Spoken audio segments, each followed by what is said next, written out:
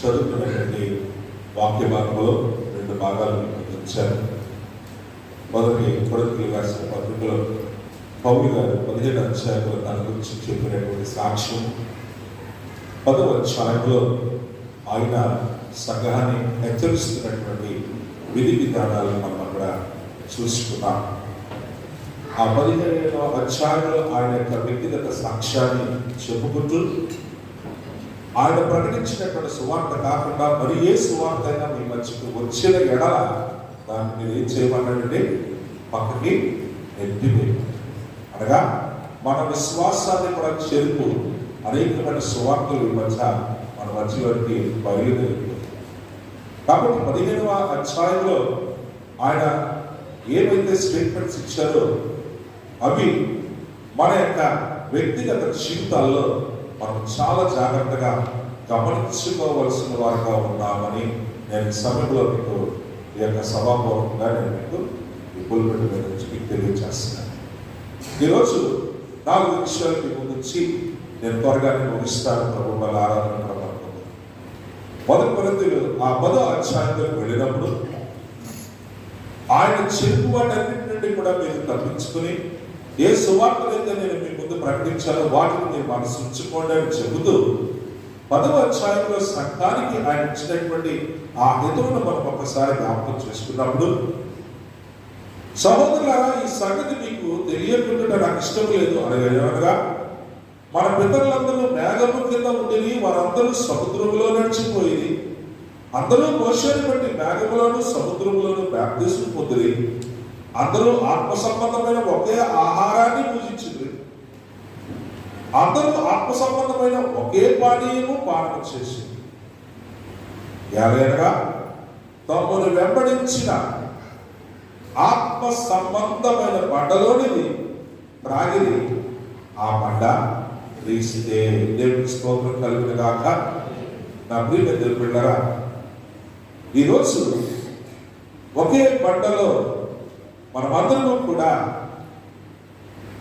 భోజనం చేసి ఉన్నామని, ఒకే బండలో మనము పానీయం త్రాగి ఉన్నామని, మనందరి జీవితాల్లో కూడా దేవుడు తన మహిమ సేవలో ఆయన చేసిన అద్భుతాలన్నీ కూడా అందరి జీవితంలో మనకు కనులారా చూచిన వారమని మనల్ని బలపరుస్తూ ఇక్కడ ఒక ప్రశ్న మొదలు పెట్టాడు. ఏమిటి ఆ ప్రశ్న మొదలు పెట్టాడంటే, అయితే వారిలో ఎక్కువ మంది దేవునికి ఇష్టలుగా ఉండకపోయేది కనుక అరణ్యములో సంహరింపబడి. ఈరోజు మన ఆత్మీయ జీవితంలో మనం పొందుకోలేనటువంటి లేకపోతే పొందుకోబోతున్నటువంటి ఆశీర్వాదాలను చేదార్చుకున్నటువంటి విధి ఇక్కడ మనము జ్ఞాపకం చేసుకోవాలి. ఏ రీతిగా వారు తమ జీవితంలో ఆశీర్వాదాలు అద్భుత కార్యాలు అనుభవించవలసిన వాటిని కూడా పోగొట్టుకున్నటువంటి పరిస్థితులు మనం చూసినప్పుడు 4 విషయాలు ఇక్కడ మీకు కనబడతాయి. 1వ వచనాన్ని మనం 1వ విషయాన్ని జ్ఞాపకం చేసుకున్నప్పుడు 5వ వచనం చెప్పబడుతుంది, అయితే వారిలో అనేక మంది ఆయనకు ఇష్టలుగా ఉండలేకపోయారు. దేవుని స్తోత్రం కలుగును గాక.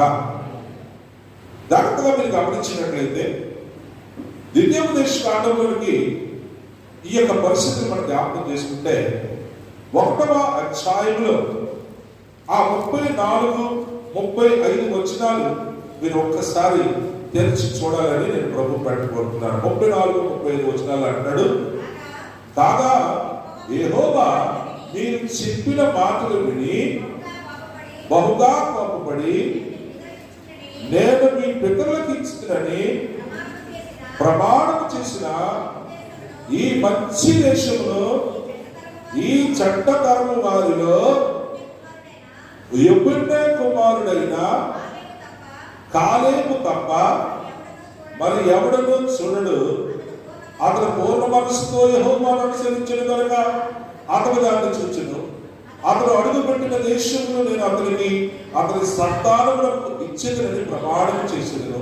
మరియు యెహోవా మిమ్మల్ని బట్టి నా మీద కోపపడి నీ పరిచాటకు నూను కుమారుడైన యెహోషువ దానిలో ప్రవేశించును కానీ నీవు దానిలో ప్రవేశించదు. దేవునికి స్తోత్రం కలుగును గాక. మన జీవితంలో మనం అనుభవిస్తున్న ఆశీర్వాదాలు, పొందుకోవాల్సినటువంటి ఆశీర్వాదాలు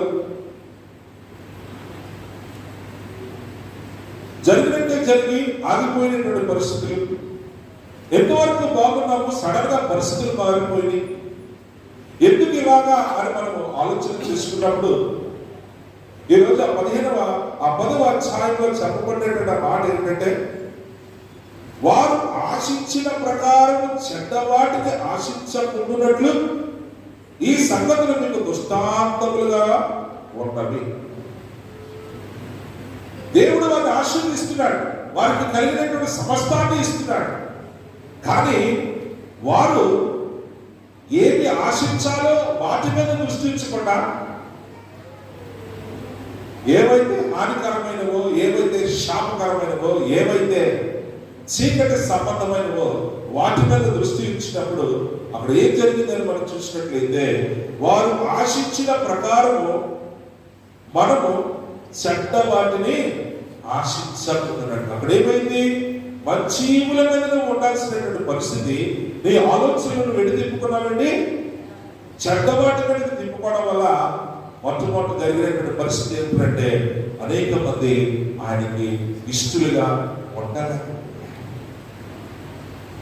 పూర్ణ మనసుతో, పూర్ణ ఆత్మతో ఎవరైతే ఆయన్ని వెంబడించారో వారికే దేవుడు అవకాశం ఇచ్చాడు. అంతే. ఎప్పుడైనా కుమారుడు కాలేబు అతని సంతానము. దేవుడి స్తోత్రం కలుగును గాక. ఇక్కడ ఒక విషయాన్ని మనం జ్ఞాపకం చేసుకోవాలి. మన స్వార్థాలు ఎప్పుడు మనల్ని నాశనం చేస్తాయి, అంతేకాదు మన భవిష్యత్తును నాశనం చేస్తాయి. చాలాసార్లు మనము స్వలాభాన్ని, స్వప్రయోజనాన్ని కోరుకుంటూ ఈ క్షణం కొరకు నేను ఆశపడుతున్నాను, కానీ భవిష్యత్తు ప్రణాళిక, నేను చేసినటువంటి ఈ తప్పు పనిని బట్టి భవిష్యత్తు ప్రణాళిక దెబ్బైపోతుందనే విషయాన్ని ఎవరు కూడా గమనించుకోవాలి. కీర్తన గ్రంథంలో అంటాడు, నీకు దేవుని మీద భయభక్తులు కలిగి ఉన్నాడ, నీ పిల్ల ధర్మలను సూచన. కానీ ఈరోజు మన వ్యక్తిగతమైనటువంటి స్వార్థాలు, మన చెడుపూరితమైనటువంటి ఆలోచనలు అవి మన దగ్గర నుండి ప్రారంభమై అవి మన యొక్క బిడ్డలు ఆశీర్వాదంలోనికి, వారి భవిష్యత్తు ఎంతో బలముగా ఉండాల్సినటువంటి విషయంలోకి వెళ్లకుండా మనమే వాటిని అడ్డుకట్ట అయిపోతున్నాము. దానికి గల కారణం ఏంటంటే, మనము ఆశించాల్సిన దాని మీద మనసు పెట్టలేదు, కానీ చెడ్డవాటి మీదకి మన ఆలోచనలు మనము మార్చుకున్నాం. కాబట్టి అక్కడ వారు ఏమైపోయారంటే దేవునికి ఇష్టలుగా లేకుండా పోయారు. అందుకనే మనం చదువుకున్నటువంటి ఉత్తర పరిచితుల భాగంలో ఆ 78వ కీర్తనలకు మనం వెళ్ళినప్పుడు అక్కడ ఒక చక్కని మాటను మనం జ్ఞాపకం చేసుకుందాము. చూడండి, 32 నుంచి 34 వచనాల వరకు కూడా అక్కడ సెలవిచ్చినటువంటి ఆ మాటలను మనం జాగ్రత్తగా చూసినట్లయితే 78, 32 నుంచి 34 ఎంత జరిగినను వారు ఇంకనూ పాపము చేయించు ఆయన ఆశ్చర్య కార్యములను బట్టి ఆయనను నమ్మకొనకపోయేది. కాబట్టి ఆయన వారి దినములను ఊపిరి వల్ల గడిచిపోదేశను, వారి సంవత్సరములు అకస్మాత్తుగా గడిచిపోదేశను. వారిని ఆయన సంహరించినప్పుడు వారు ఆయన వెతికిరి, వారు తిరిగి హృదయపూర్వకంగా దేవుణ్ణి బతిమాలు. దేవుడు చేసే ప్రతి అద్భుత ఆశ్చర్య కార్యాలను కూడా ఈ రోజు మన జీవితంలో గమనించలేనటువంటి స్థితిలోకి మనం వెళ్ళిపోతే, నీ యొక్క విశ్వాస జీవితము, నీ ఆత్మీయ జీవితంలో నువ్వు చాలా ఘోరమైనటువంటి విపత్తులో ఉన్నావన్న విషయాన్ని జ్ఞాపకం చేసుకో. నీవు దేవుడికి ఇష్టడుగా ఉండకపోతే, ఏ అబ్రహాముతో మాట్లాడిన దేవుడు నేను చూపిన ప్రదేశంలోకి వెళ్ళము, నేను నిన్ను పాలు తేలు ప్రపంచ దేశాలను తీసుకెళ్తా, ఇసుక రేణువుల కంటే నీ యొక్క సంతానాన్ని నిన్ను ఆశీర్వదిస్తా, నీ సంతానాన్ని కూడా నేను ఆశీర్వదిస్తాను. ఎంత గొప్ప మాట. దేవుని స్తోత్రం కలుగుతా. ఈ రోజు ఏ తల్లి అటువంటి ఆలోచనలు కలిగి, అటువంటి ఆశలు కలిగి ఉన్నావు. ప్రభువు నన్ను దీవించు, నా బిడ్డలను నువ్వు ఆశీర్వదించు, నన్ను బట్టి నా భవిష్యత్ ప్రణాళికలో ఎక్కడ ఏ లోపాలు ఉండకున్నట్లు ఇప్పుడే నీ వాక్యం చేత నన్ను దిద్దుకో ప్రభు అని ప్రభు సన్నిధిలో ఏ తల్లైనా సరే, ఏ తండ్రిని సరే వారు నిలబెట్టుకోవలసిన వారుగా ఉన్నారు. కారణం ఏంటంటే నీ పిల్ల తరములను చూచడం అనేటువంటి ఆ వాగ్దానం, ఆ ఆశీర్వాదము ఈరోజు నిన్ను బట్టే నీ పిల్లలు దీవించబడతారట. పిల్లలు కూడా దీవించబడతారు. ఈరోజు భవిష్యత్ ప్రణాళిక నీ యొక్క ఆలోచనలో ఉండాలి. అది నువ్వు గమనించుకొని నీ దేవునికి నువ్వు ఇష్టడుగా నడుచున్నప్పుడు దేవుని యొక్క ఆశీర్వాదం, దేవుని యొక్క వాగ్దానాలు కనులారా నీ జీవితంలో నెరవేరుగా నేను చూస్తాను. అందుకనే ఆ 90వ కీర్తన ఆ 7-8 వచనాల్లో మరి మోషే గారు చెప్తూ ఒక చక్కని ప్రార్థన చేస్తున్నాడు. చూడండి 7-8 వచనాలు.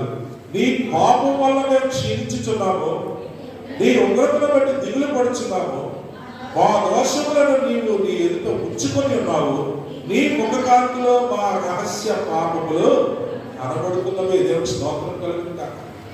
దేవుడు మనుషులకు కనబడకపోవచ్చు, మనుషుల దగ్గర నువ్వు కనబడకుండా తిరగచ్చు, కానీ నిన్ను సృష్టించినటువంటి నీ సృష్టికర్త అంటాడు కదా, నీ ఎదుటనే ఏముంచుకున్నావంట చెబుతున్నట్టు ఆజ్ఞాపడినా మా రహస్య పాపాలన్నీ కూడా, ఎవరికి తెలియని పాపాలన్నీ కూడా ఎవరి ముందు నిలబడ్డాయంటే ఆ జీవాధిపతి నిలబడ్డా.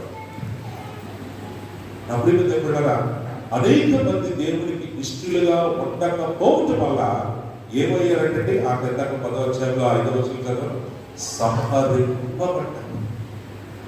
నా ప్రియమైన దేవుని జనాంగమా, ఈరోజు ఎంత ఘోరమైనటువంటి పరిస్థితి అంటే ఆ 95వ కీర్తనలో అదే మాటలో అక్కడ జ్ఞాపకం చేస్తూ 95:11 వచనంలో అంటాడు కదా, ఆడేమంటాడు చూడండి, కావున నేను కోపించి వీరెక్కడను నా విశ్రాంతిలో ప్రవేశింపకూడదని ప్రమాణం చేస్తాను.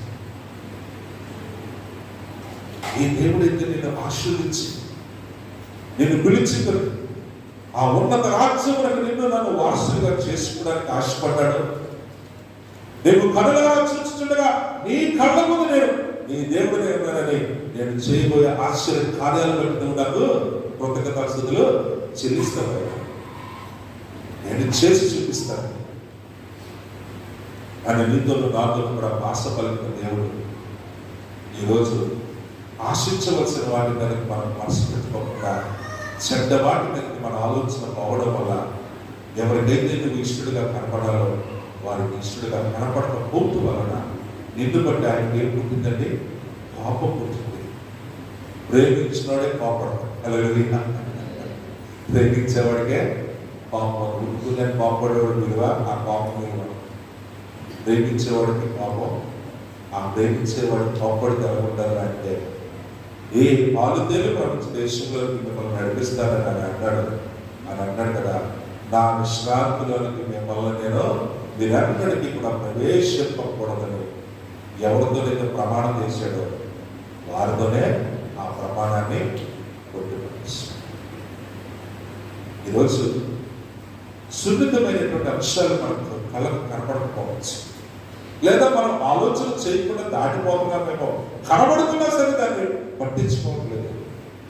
కానీ నా ప్రియమైన బిడ్డగా ఇందాక అక్కడ ఏమన్నాడంటే, ఆయన ఇందాక మనం చదువుకున్న దివ్యోపదేశ ఖండంలో ఆ 1వ అధ్యాయంలో 34-35 వచనంలో ఏమన్నాడండి, ఇదిగో పూర్ణ మనస్సుతో నన్ను వెంబడించినటువంటి ఎప్పుడైనా కుమారుడైన కాలేబును అతని యొక్క సంతానము అని చెప్తూ తర్వాత మాట్లాడాడు, అతను నా మీద కోపగించుకున్నాడు, నువ్వు ప్రవేశించమని అన్నాడు. ఏమంటారండి, నీవు ప్రవేశించుకుని ఎవరితో మాట్లాడాడు? మోషే అంతటి వాడితోనే దేవుడు పలకగాలంటే ఆత్మను పలక. కానీ ఆ ఒక్క విషయంలో కూడా మోషే తాను ఏ రీతిగా దేవుని సన్నిధిలో తల వచ్చి ప్రభువా అని ఆయన మాట ఎదురు మాట అలా కూడా కనిపెట్టుకుని నువ్వు దాన్ని సేకరణ చేసుకుంటున్నావు, పర్వాలేదులే అనుకుంటున్నాను. కానీ అదే నిన్ను ఆ నిత్యంలో ప్రవేశించకుండా అడ్డుతుంది. జాగ్రత్త. కాబట్టి ఇశ్రాయేలు తమ జీవితంలో పొందుతున్నటువంటి పొందబోతున్నటువంటి ఆశీర్వాదాలకు అడ్డుకట్టగా మారిపోవడానికి కారణం ఏంటంటే, ఒకటి, వారు దేవునికి ఇష్టలుగా ఉండలేకపోయారు. రెండవ విషయాన్ని మనం జ్ఞాపకం చేసుకుందాం. చూడండి, అక్కడ 7వ వచనంలో రాస్తూ, జనులు తినుటకును త్రాగుటకును కూర్చుండి ఆడుటకు లేచి అని వ్రాయబడినట్లు వారిలో కొందరి వలె మీరు విగ్రహారాధికులై. ఈ మాట చాలా భయంకరమైనటువంటి మాట. దేవుడు ఏది ఇష్టపడను అని అన్నాడో అది అక్కడ చేశాడు. ఏమిట్రా కారణం అని మీరు చూస్తే, కొన్ని వారాల క్రితం మీకు సంఖ్యాకాండంలో ఒక విషయాన్ని చూపించాను. అరణ్యంలో మోషే ద్వారా దేవుడు ఇద్దరు సర్పాన్ని నిలబెట్టి, ఎవరైతే దాని వైపు చూస్తారో కరిచిన పాముల యొక్క విషము వారి మీద ప్రభావం చూపదు, వారు జీవిస్తారు అన్నప్పుడు ఆ యొక్క ఇద్దరు సర్పాన్ని వారు కొంతమంది ఏం చేశారండి, విగ్రహంగా మార్చేసుకుని దానికి పూజించడానికి మొదలు పెట్టారు. దాని పేరు నెగుస్టార్ అని సంఖ్యాకాండంలో రాయబడింది. తరతరాలకి కూడా ఎప్పుడో మోషే కాలంలో దేవుడు అక్కడ ఆయన ఇతర సర్పాలను చూపించి దాన్ని చూసిన వారు బ్రతుకుతారంటే, అందులో కొంతమంది ఏం చేశారంటే అదే ఇతర సర్పాన్ని చేసుకుంటూ దానికి సాగిపడి మొక్కడం వల్ల అనేక మంది ఏమైపోయారో తెలుసా, దేవునికి వ్యవసాయానికి గౌరవం. జాగ్రత్త, మన జీవితంలో కొన్ని సెంటిమెంట్లు మనం పాటించుకుంటున్నామేమో, ఆ సెంటిమెంట్లు కూడా ఈ ఆశీర్వాదాలకు పెద్ద అడ్డుకట్ట అనే విషయాన్ని జ్ఞాపకం చేసుకోవాలని నేను కోరుకుంటున్నాను. 3వ విషయాన్ని మనం జాగ్రత్తగా చూసినప్పుడు చూడండి, 8వ వచనంలో అంటాడు కదా, వారి వలె మనము వ్యభిచరింపక యుద్ధము, వారిలో కొందరు వ్యభిచరించినందున ఒక్క దినముననే 23,000 మంది కూలిపోయారు. దేవుని స్తోత్రం కలుగును గాక. తినుటకు ఆడుటకు లేచిరి, చెడ్డవాటి మీద మనసు పెట్టుకున్నారు, చేయకూడని పనులన్నీ కూడా చేయడం మొదలు పెట్టారు. అందులో కొంతమంది విగ్రహాలకు లేకపోతే కొంతమంది ఏం చేశారంటే వ్యభిచారానికి వారి యొక్క జీవిత ద్వారాలు తెరుచుకున్నారు. తెరిచిపెట్టుకుని వారిని వారే అవమానించుకోవచ్చు. వెచ్చలవిడి పని చేయడం వల్ల అక్కడ ఏం జరిగిందని మనం చూసినట్లయితే, ఒక్క దినం నాడే 100,000 మంది చనిపోయారు. 100,000 ఎన్ని వేల మంది అంటే 23,000 మంది చనిపోయారు. గమనించిన పిల్లరా, మీరు జాగ్రత్తగా గమనించినట్లయితే ఈ వ్యభిచార మనస్సు ఎంత ఘోరమైనటువంటి స్థితిని కలుగు చేస్తుందని మనం జాగ్రత్తగా గమనిస్తే, సంఖ్యాకాండము 25వ అధ్యాయము 1 నుండి ఆ 9 వచనాలు మరి అక్కడ జరిగినటువంటి విషయాన్ని మీరు జాగ్రత్తగా గమనించినట్లయితే, ఫీనెహాసు చేసినటువంటి ఆ పరిహారము అక్కడ చాలా బహుబలమైనది అని అంటారు కదా. చూడండి, 25వ అధ్యాయము 1 నుండి 9 వచనాలు చూసినప్పుడు, ఇశ్రాయేలు షిత్తీములో దిగి ఉండగా ప్రజలు మోయాబు రాండ్రతో వ్యభిచారము చేయసాగిని. మరి దేవుడు వారిని దేవుని సన్నిధి లేచినప్పుడు బయలుదేరమన్నాడు, సన్నిధి నిలిచినప్పుడు డారాలు వేసుకుని అక్కడ ఉన్నారు. సో వాళ్ళు వెళుతున్నటువంటి ఆ ప్రాంతాల్లో అక్కడేమొచ్చారు, ఏ స్థలానికి వచ్చారంట, షిత్తీము అనేటువంటి స్థలానికి వచ్చారు. అక్కడికి వచ్చి అక్కడ ఉన్నంత కాలము అక్కడ అనేక మందితో వారు ఏం చేశారంటే పాపంలోకి పడిపోయారు.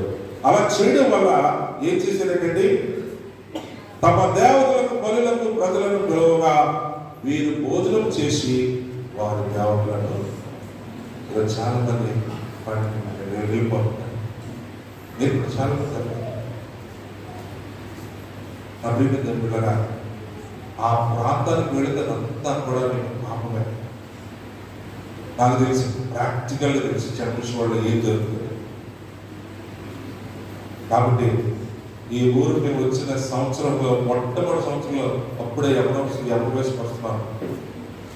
అది చూసి భయపడి బెదరపోయి ఇంక అంతే 2వ సంవత్సరం నుంచి అవి జరుగుతున్న ప్రాంతంలో అక్కడ వేరే దారిలో పోయి అలా ఎందుకు అంటే అది ఎంత ఘోరమైనటువంటి మాయ, అది ఘోరమైనటువంటి పన్నాగములండి.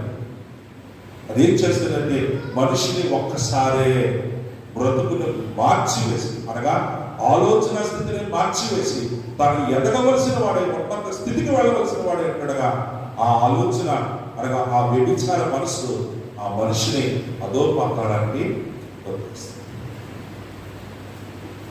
కాబట్టి ఈరోజు మన హృదయాలను దేవుని వైపు తిప్పుకొని ఆయన మాట మీద నమ్మిక వచ్చి, ఇదిగో అక్కడ మనం చదువుకున్నాం, వారు తింటకును రాళ్ళకు పిలిస్తే ఇరుకోవడం కాదు, జాగ్రత్త, నేను భయంకరమైనటువంటి పాపము గుచ్చులకు తిట్టేయడానికి అపవాది వేసేటటువంటి మొట్టమొదటి భారం. తర్వాత ఇంకెన్ని జరుగుతాయి ఆలోచించి. ఈరోజు అక్కడ మనం ఆలోచన చేస్తే అందరూ కూడా పాపం, మరి రండి మనం అందరం కూడా ప్రార్థన చేద్దాము, ప్రభు కనికరించాలని కోరుకుంటూ. మోషే ఆ 12 గోత్రాల వారికి పిలుపునందిస్తే 6వ వచనం అంటాడు, ఇదిగో మోషే కన్నులెత్తును ప్రత్యక్ష గుడారం యొక్క ద్వారమునందు ఏడ్చుచుండిన ఇశ్రాయేలు సర్వసమాజం యొక్క కన్నులెత్తును. ఇశ్రాయేలులో ఒకడు తన సహోదరుల యొక్క ఒక విద్యాను స్త్రీని తోడుకొని వచ్చెను. యాజకుడైన అహరోను మనవడును ఎలియాజరు కుమారుడైన ఫీనెహాసు అది చూచి దేవుని స్తోత్రం కలుగుగాక. భయము లేనటువంటి తెగింపు, ఆ తెగింపు మామూలు తెగింపు కాదు, ఎందుకంటే అది దయ్యం పడినటువంటిది. ఆ తెగింపులో నువ్వు చేస్తుంది తప్పైనా సరే దానికి అథారిటీ ఇచ్చి మళ్ళీ చేసినట్టుగా అక్కడ మనం చూస్తున్నాం.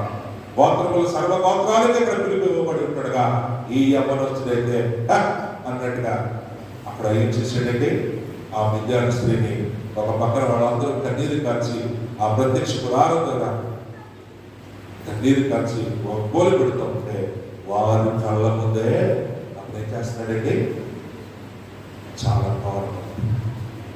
నా ప్రేమ దేవుడిగా వెళ్ళడం, వారు పెట్టింది తినడం, నమస్కారం పెట్టడం. ఆ కిందన మీరు జాగ్రత్త చూస్తే పేరు కూడా పెట్టాడు. ఏ పేరు ఏంటండి? అట్లు ఇశ్రాయేలు బయల్పోయేరుతో కలుసుకున్నందున వారి మీద యెహోవా కోపము.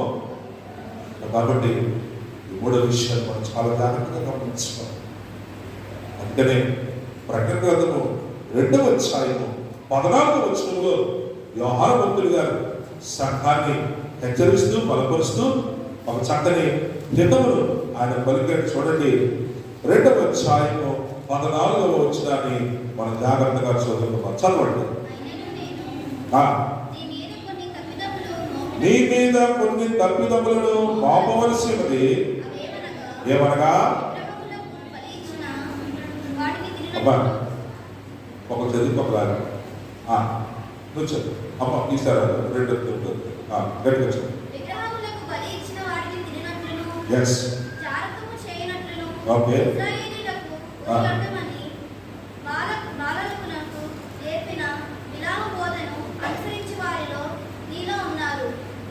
చూసారా ఎన్ని మాటలు వచ్చినాయో.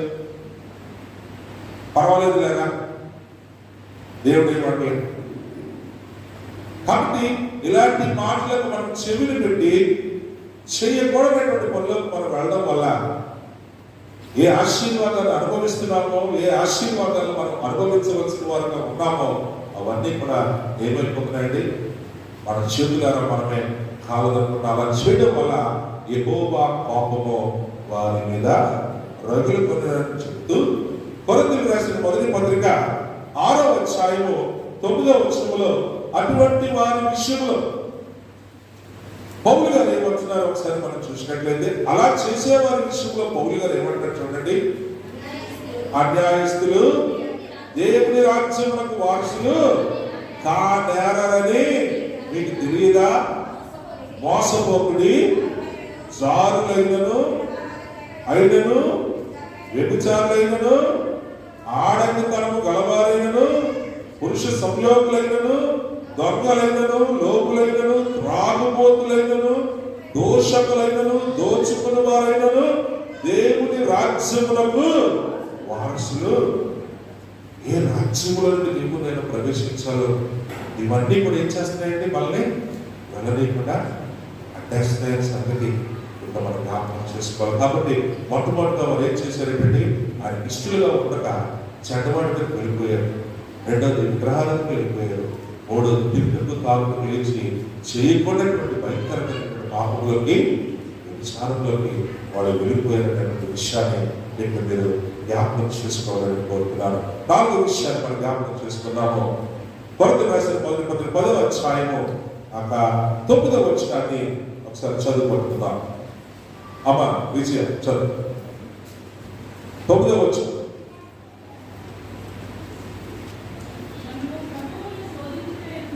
మనము ప్రభువును శోధింపకయుందుము, వారిలో కొందరు శోధించి సర్పముల వలన నశించిరి. దేవుడి స్తోత్రం కలుగుతారు.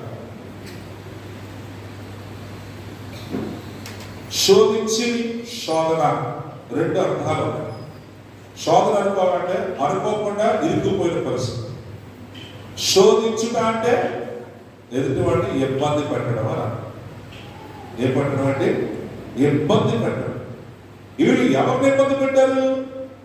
ఏ ప్రభు అయితే అద్భుతమైన ఆశ్చర్య కార్యాలన్నింటినీ కూడా జరిగించి వారందరినీ కూడా ఆ ఎర్ర సముద్రం నుంచి దాటి యోర్దాను దాటి బయటకు తీసుకొచ్చాడు. వారి మీద ఈయన ఏం చేశారండి? వారినైనా ఆయన వీళ్ళు ఏం చేశారంటే శోధించడం మొదలుపెట్టారు.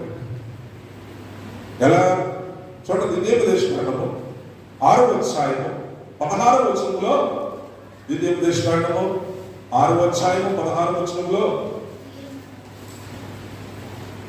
చదువుకుందాము. 6:16.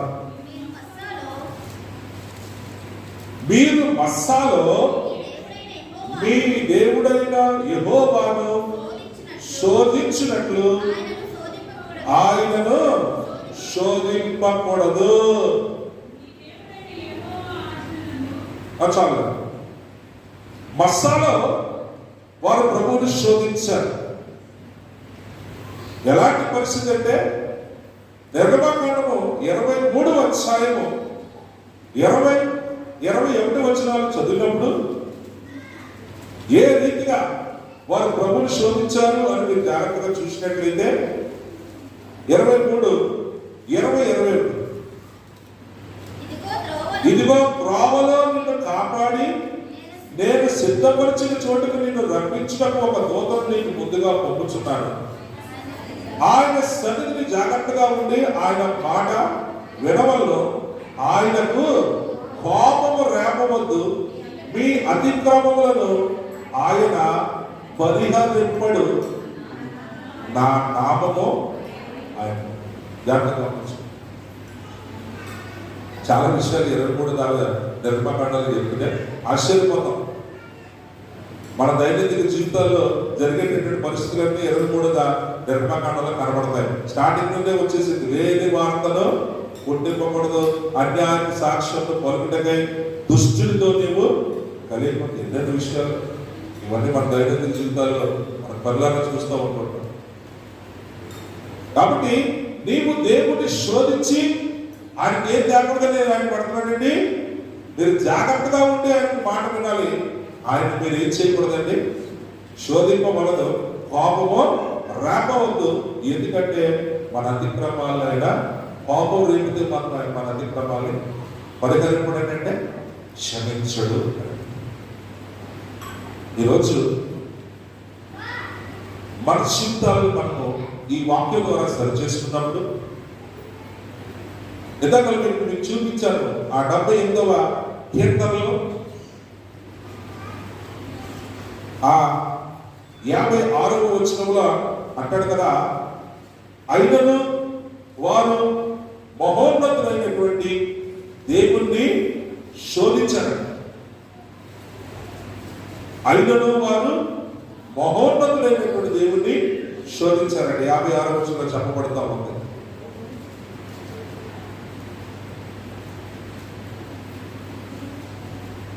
శోధించడమే కాదు, ఆయన మీద తిరుగుబాటు కూడా చేసి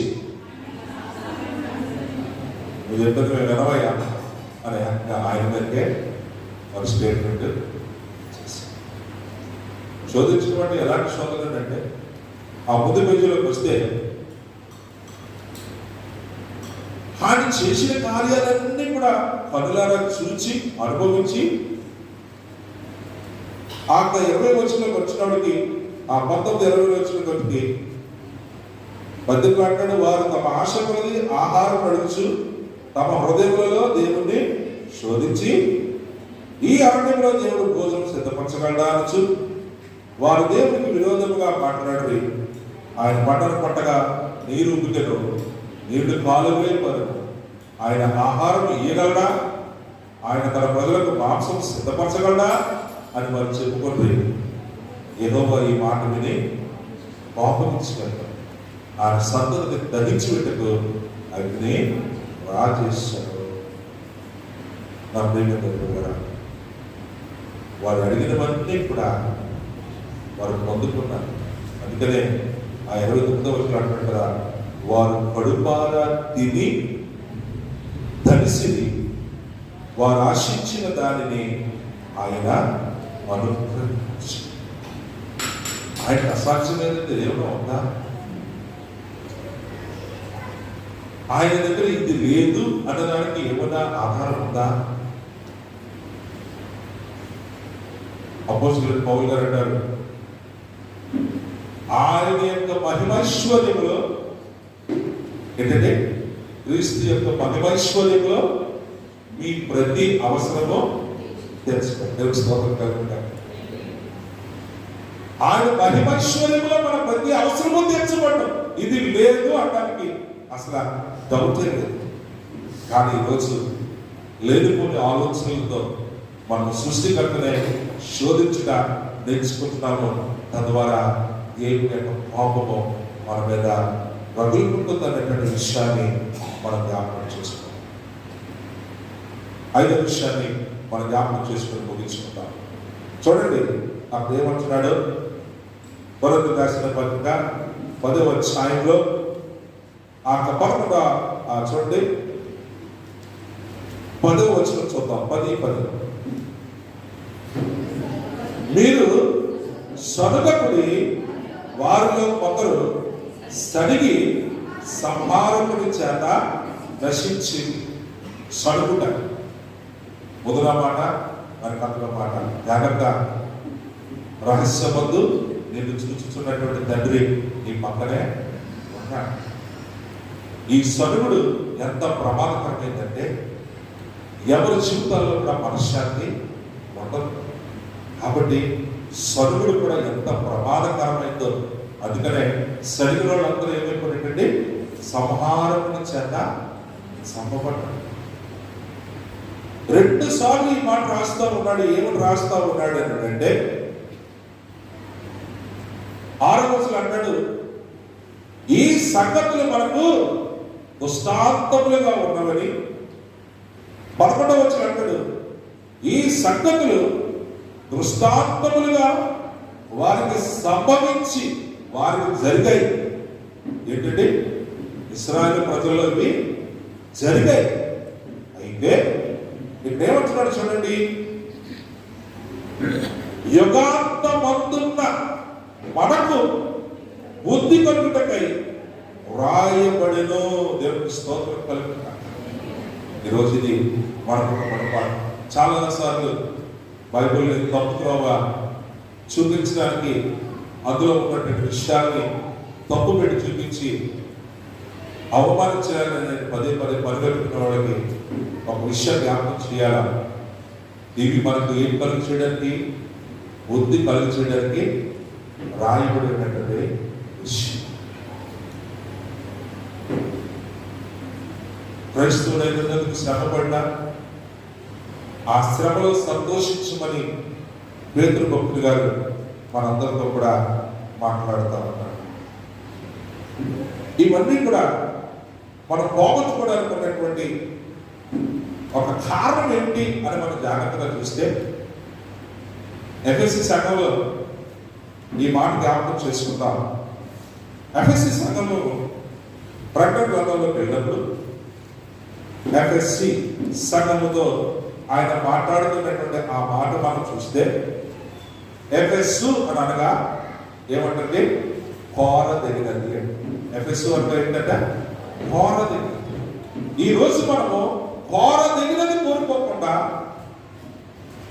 అనవసరమైన వాటి మీద మన మనసు ఉంచుకొని ఏం పొందుకోవాలో అవి పొందుకోకుండా వాటిని మనము కోల్పోతున్నాం అనేటువంటి విషయాన్ని మనము జ్ఞాపకం చేసుకోవాలి. నా ప్రియమైన దేవుని బిడ్డలారా, అక్కడ ఒక చక్కని మాట ఆయన రాస్తూ ఉంటాడు. ఏంటి అని మనం జాగ్రత్తగా చూస్తే 5వ వచనం అంటాడు, 3, 4, 5వ వచనం అంటాడు, నీవు సహనము కలిగి నా నిమిత్తము భారము భరించి అలయలేదని నేను ఎరుగుదును, అయినను మొదట నీకుండిన ప్రేమను నీవు వదిలి ప్రభువును ప్రేమించిన ఆ తొలి నాళ్ళ ఆ ప్రేమనగా మనము మర్చి వెళ్ళే కొత్తలో భార్య భర్త అనుకుండానే టైంకి ఏం కావాలో అవి తీసుకొచ్చి పెట్టేస్తారు. కొంతకాలం అయిన తర్వాత భర్త గారు అడుగుతారు, ఏమైనా కాఫీ తీసుకురారు. అడిగితే తప్ప అది రెండో దశ. అది కొంచెం ఏమా చేయగలరు. కొంతకాలం అయిన తర్వాత 3వ దశ, ఏమాయ్ కాఫీ పట్టరు అంటే ఈవిడికి నచ్చితే తెస్తాడు, లేకపోతే నువ్వే జాగ్రత్తగా. తొలి ప్రేమలో ఉన్నటువంటి ఆ మాధుర్యం యేసు ప్రభు ఈరోజు నిన్ను నన్ను అదే అడుగుతున్నాడు. నీ సహనము నా కోసం నువ్వు ఎంతో భారపరించున్నావు నేను మర్చిపోను, కానీ నా పట్ల ఉన్న ఆ తొలి ప్రేమను నువ్వు ఎక్కడో విడిచిపెట్టేస్తావు. కాబట్టి ఇప్పుడు ఆయన ఉంటా మాట్లాడినాడు, ఏ స్థితిలో నుండి నువ్వు పడుతువో అది జ్ఞాపకం చేసుకుని 2 మాటలు చెప్పాడు. మారు మనసు పొంది ఆ మొదటి మళ్ళీ ప్రారంభించాలి. హల్లెలూయా. ఏమంటాడంటే, నువ్వు ఎక్కడైతే పడిపోయావో అక్కడ నువ్వు నిలబడి ఫస్ట్ ఆఫ్ ఆల్ నువ్వేం చేయాలంటాడండి? మారు మనసు పొందు. రెండోది ఏంటి? మళ్ళీ తిరిగి ఆ మొదటి నువ్వు చేయి. బాబు వింటావా? రేపు రేపు పెళ్ళైతే తెలిసి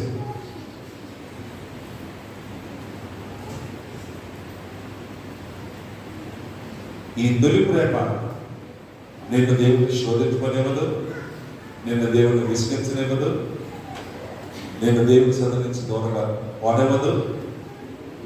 నీకు కావాల్సింది ఏదైనా సరే తలుపు తట్టి మరి నాకు ఇది కావాలి ప్రభు అని శోధించాల్సిన అవసరం లేదు. నా నామమును మీరు నన్ను ఏమడిగారు కూడా మీకు అది గమనించుకున్నాము. అనుభవిస్తున్న ఆశీర్వాదాలు ఎక్కడ ఆగిపోయినవో జాగ్రత్త. అనుభవించాల్సినవి ఇంకా చాలా మన ముందు ఉన్నాయి. పిల్లల తరాలు కూడా మనం ఆలోచన చేయాలి. ఎక్కడ మనం పడిపోతున్నామో, ఎక్కడ మనము వెనకచ్చు ఉండిపోతున్నామో, ఎక్కడ మనం విరిగిపోతున్నామో. ఎఫెసీ సంఘంలో అంటున్నాడు కదా, నేను మారు మనసు పొంది మళ్ళీ తిరిగి మొదటి చేయి, ఆగిపోయినవన్నీ మన మళ్ళీ నీకు ప్రారంభం. తల వచ్చి ప్రార్థన చేసుకున్నాము. మహోన్నతుడా, మహాపరిశుద్ధుడా, ప్రేమ కలిగిన మా తండ్రి, నీకు వందనాలు.